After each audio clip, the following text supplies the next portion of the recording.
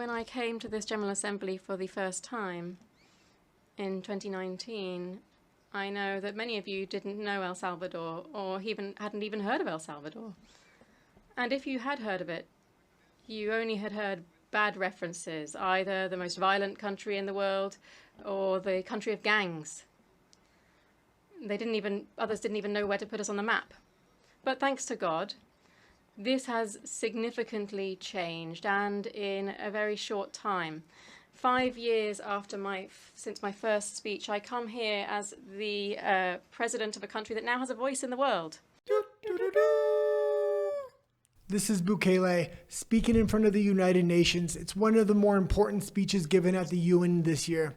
Him and Malay seem to be making the biggest impact in South America right now. This is an extremely small channel. If you could like and subscribe, it would really help. In my previous statements to this General Assembly, I talked about the quest for our true independence.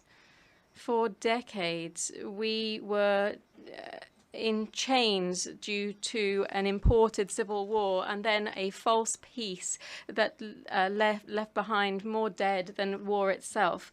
I also talked about the importance of remembering that the main responsibility of a government is towards its own people, and the crucial importance of taking our own fate into our own hands. We shouldn't believe that other countries would save us or that other nations would give us our own freedom. We had to understand this, to then have the courage to break these chains ourselves and to reclaim our own legitimate right to be free. Over the last 5 years, El Salvador has been born again. You can see this in the countries and in the people. We have a flourishing tourist industry. We are a country of sports, surf, and entertainment. Thousands of Salvadorians fled war and poverty. They're now we've now made this a country to return to.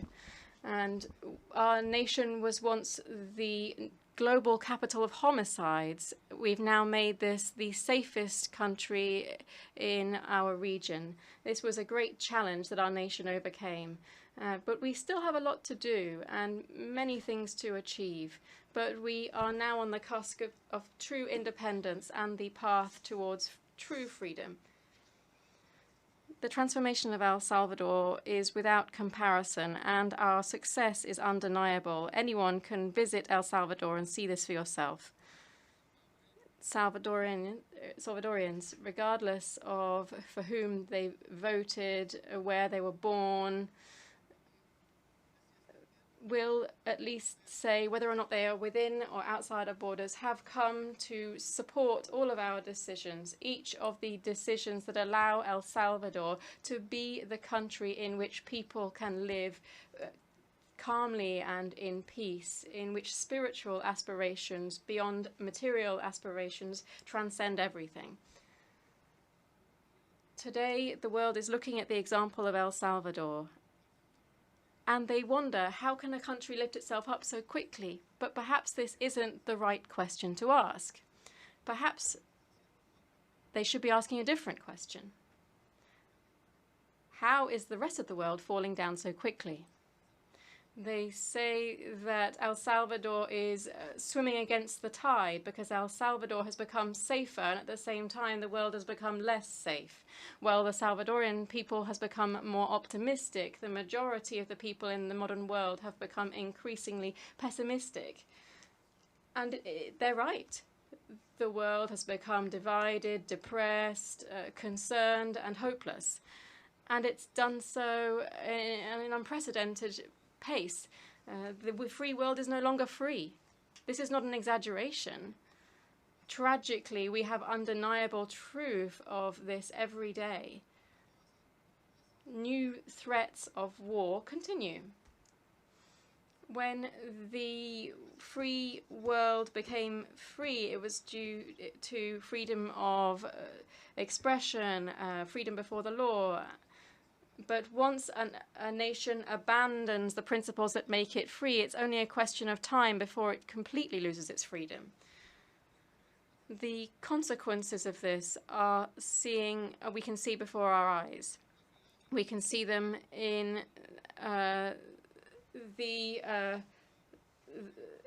in some of the most advanced countries in the world. There are simple things, for instance, that cannot be obtained. In other cities, streets no longer belong to the people. They've fallen into the wrong hands, the hands of drug traffickers and gangs. They can't call themselves a free country when people can't freely walk in the street without fear of being attacked. We're also seeing the erosion of freedom of expression. Just 1 decade ago, it was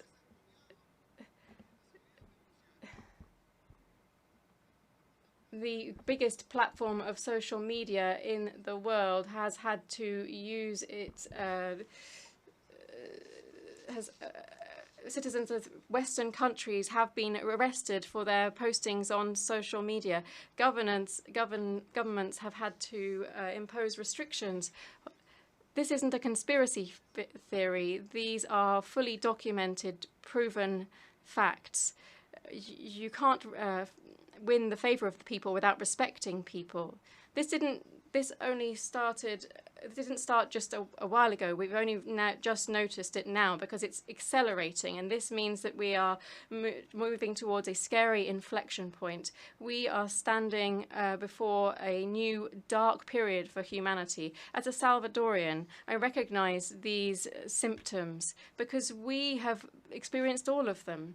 We saw the collapse of our nation step by step, and we are seeing these same steps, but this time on a global scale. We cannot, nor do we want to tell other countries what they should do. Every country needs to take its own decisions and do what's best for its people. We can only offer a word of warning to a friend who's gone through a dark period and who has gone through a battle in their own lives. We can't change the direction of the world. El Salvador is too small a country for that. We are indeed the smallest country in the whole of the American continent. This is much bigger than us, and in fact it's much bigger than any nation. We can't prevent the obscure times that are ahead, but what we can do is become a small refuge in light of the approaching storm and try to have hope. In El Salvador, we will not renounce our position. We don't confiscate the goods of people, property of people who don't agree with us. We don't arrest people for their own ideas. In El Salvador, we have freedom of expression, and that will always be protected. In El Salvador, we prioritize public safety over the comfort of criminals. Some people say that we are the country that has imprisoned thousands, but actually we've freed millions. Now the good people are living free, without fear, without freedoms and with freedoms and human rights fully respected. We want our people to prosper. That's why we foster innovation and new ideas.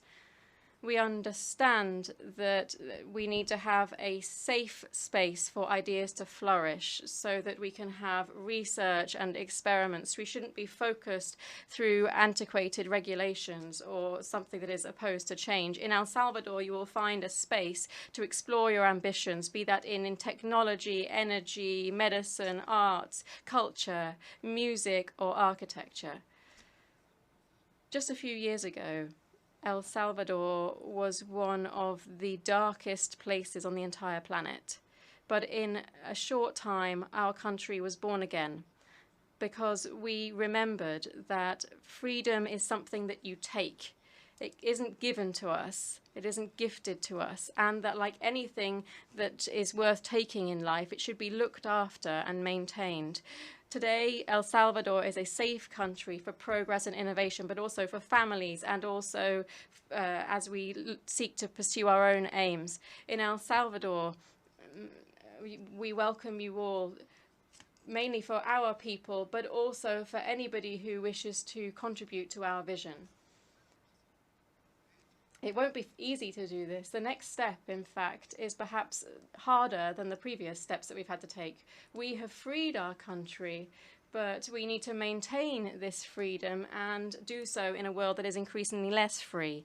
El Salvador has left its past behind that we never wish to return to again. Perhaps it will be too late to avoid the obscure times ahead for our world, but it's not too late to build a bridge and to escape the storm. May God bless humanity. Thank you very much. This is an extremely small channel. If you can like and subscribe, it would really help.